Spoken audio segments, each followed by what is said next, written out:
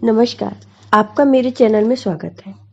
आज मैं आपको गुरुवार की व्रत कथा सुनाने जा रही हूँ। प्राचीन समय की बात है। एक नगर में एक बड़ा व्यापारी रहता था। वह जहाजों में माल लदवाकर दूसरे देशों में भेजा करता था। वह जिस प्रकार अधिक धन कमाता था, उसी प्रकार जी खोलकर दान भी करता था। परंतु उसकी पत्नी अत्यंत कंजूस थी। वह किसी को एक दमड़ी भी नहीं देना चाहती थी। एक बार सेठ जब दूसरे देश व्यापार करने गया तो पीछे से बृहस्पति देव ने साधु वेश में उसकी पत्नी से भिक्षा मांगी। व्यापारी की पत्नी बृहस्पति देव से बोली, हे साधु महाराज, मैं इस दान पुण्य से तंग आ गई हूँ। आप कोई ऐसा उपाय बताएं जिससे मेरा सारा धन नष्ट हो जाए और मैं आराम से रह सकूं। मैं यह धन लुटता हुआ नहीं देख सकती। बृहस्पति देव ने कहा, हे देवी, तुम बड़ी विचित्र हो। संतान और धन से कोई दुखी नहीं होता। अगर अधिक धन है तो इसे शुभ कार्यों में लगाओ। कुंवारी कन्याओं का विवाह कराओ, विद्यालय और बाग बगीचों का निर्माण कराओ। ऐसे पुण्य कार्य करने से तुम्हारा लोक परलोक सार्थक हो सकता है। परंतु साधु की इन बातों से व्यापारी की पत्नी को खुशी नहीं हुई।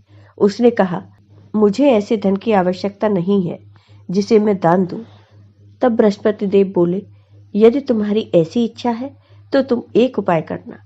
7 बृहस्पतिवार घर को गोबर से लीपना, अपने केसों को पीली मिट्टी से धोना, केसों को धोते समय स्नान करना, व्यापारी से हजामत बनाने को कहना, भोजन में मांस मदिरा खाना, कपड़े अपने घर धोना। ऐसा करने से तुम्हारा सारा धन नष्ट हो जाएगा। इतना कहकर बृहस्पति देव अंतर्ध्यान हो गए। व्यापारी की पत्नी ने बृहस्पति देव के कहे अनुसार 7 बृहस्पतिवार वैसा ही करने का निश्चय किया। केवल 3 बृहस्पतिवार बीते थे कि उसकी समस्त धन संपत्ति नष्ट हो गई और वह परलोक सिधार गई। जब व्यापारी वापस आया तो उसने देखा कि उसका सब कुछ नष्ट हो चुका है। उस व्यापारी ने अपनी पुत्री को सांत्वना दी और दूसरे नगर में जाकर बस गया। वहां वह जंगल से लकड़ी काट कर लाता और शहर में बेचता। इस तरह वह अपना जीवन व्यतीत करने लगा। एक दिन उसकी पुत्री ने दही खाने की इच्छा प्रकट की, लेकिन व्यापारी के पास दही खरीदने के पैसे नहीं थे। वह अपनी पुत्री को आश्वासन देकर जंगल में लकड़ी काटने चला गया। वहां एक वृक्ष के नीचे बैठ अपनी पूर्व दशा पर विचार कर रोने लगा। उस दिन बृहस्पतिवार था। तभी वहां बृहस्पति देव साधु के रूप में सेठ के पास आए और बोले, हे मनुष्य, तू इस जंगल में किस चिंता में बैठा है? तब व्यापारी बोला, हे महाराज, आप सब कुछ जानते हैं। इतना कहकर व्यापारी अपनी कहानी सुनाकर रो पड़ा। बृहस्पति देव बोले, देखो बेटा, तुम्हारी पत्नी ने बृहस्पति देव का अपमान किया था, इसी कारण तुम्हारा यह हाल हुआ है। लेकिन अब तुम किसी प्रकार की चिंता मत करो। तुम गुरुवार के दिन बृहस्पति देव का पाठ करो। 2 पैसे के चने और गुड़ लेकर जल के लोटे में शक्कर डालकर वह अमृत और प्रसाद अपने परिवार के सदस्यों और कथा सुनने वालों में बांट दो।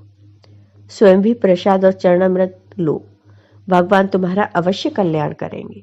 साधु की बात सुनकर व्यापारी बोला, महाराज, मुझे तो इतना भी नहीं बचता कि मैं अपनी पुत्री को दही लाकर दे सकूं। इस पर साधु जी बोले, तुम लकड़ियां शहर में बेचने जाना। तुम्हें लकड़ियों के दाम पहले से चौगुने मिलेंगे, जिससे तुम्हारे सारे कार्य सिद्ध हो जाएंगे।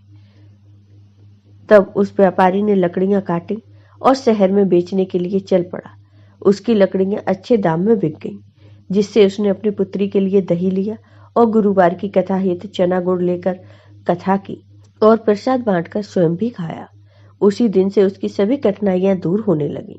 परंतु अगले बृहस्पतिवार को वह कथा करना भूल गया। अगले दिन वहां के राजा ने एक बड़े यज्ञ का आयोजन कर पूरे नगर के लोगों के लिए भोज का आयोजन किया। राजा की आज्ञा अनुसार पूरा नगर राजा के महल में भोज करने गया, लेकिन व्यापारी व उसकी पुत्री तनिक विलंब से पहुंचे। अतः उन दोनों को राजा ने महल में ले जाकर भोजन कराया। जब वे दोनों लौट कर आए तब रानी ने देखा कि उसकी खूंटी पर टंगा हार गायब है।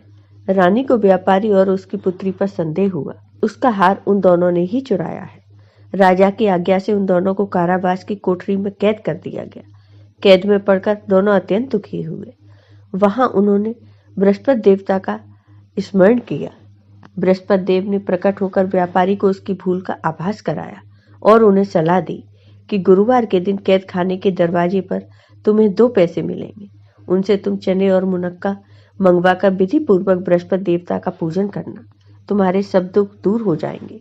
बृहस्पतिवार को कैद खाने के द्वार पर उन्हें 2 पैसे मिले। बाहर सड़क पर एक स्त्री जा रही थी। व्यापारी ने उसे बुलाकर गुड़ और चने लाने को कहा। इस पर वह स्त्री बोली, मैं अपनी बहू के लिए गहने लेने जा रही हूँ, मेरे पास समय नहीं है। इतना कहकर वह स्त्री चली गई। थोड़ी देर बाद वहां से एक और स्त्री निकली। व्यापारी ने उसे बुलाकर कहा, हे बहन, मुझे बृहस्पतिवार की कथा करनी है, तुम मुझे 2 पैसे का गुड़ चना ला दो। बृहस्पति देव का नाम सुनकर वह स्त्री बोली, भाई, मैं तुम्हें अभी गुड़ चना लाकर देती हूँ। मेरा इकलौता पुत्र मर गया है, मैं उसके लिए कफन लेने जा रही थी, लेकिन मैं पहले तुम्हारा काम करूंगी, उसके बाद अपने पुत्र के लिए कफन लाऊंगी। वह स्त्री बाजार से व्यापारी के लिए गुड़ चना ले आई और स्वयं भी बृहस्पति देव की कथा सुनी। कथा के समाप्त होने पर वह स्त्री कफन लेकर अपने घर गई। घर पर लोग उसके पुत्र की लाश को राम नाम सत्य है कहते हुए शमशान ले जाने की तैयारी कर रहे थे। स्त्री बोली, मुझे अपने लड़के का मुख देख लेने दो। अपने पुत्र का मुख देखकर उस स्त्री ने उसके मुख में प्रसाद और चरणामृत डाला। प्रसाद और चरणामृत के प्रभाव से वह लड़का पुनः जीवित हो गया।